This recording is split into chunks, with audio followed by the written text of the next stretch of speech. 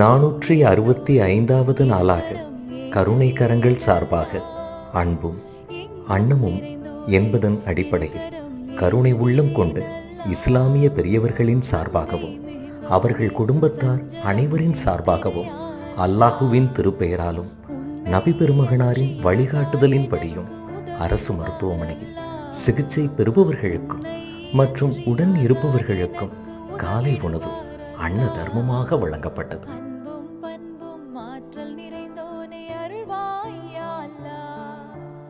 எங்கும் நிறைந்தோனே இருக்கரம் ஏந்துகிறேன் அல்லாஹ். சங்கை மிகுந்தோனே சஞ்சலம் தீர்த்திடு யா அல்லாஹ்.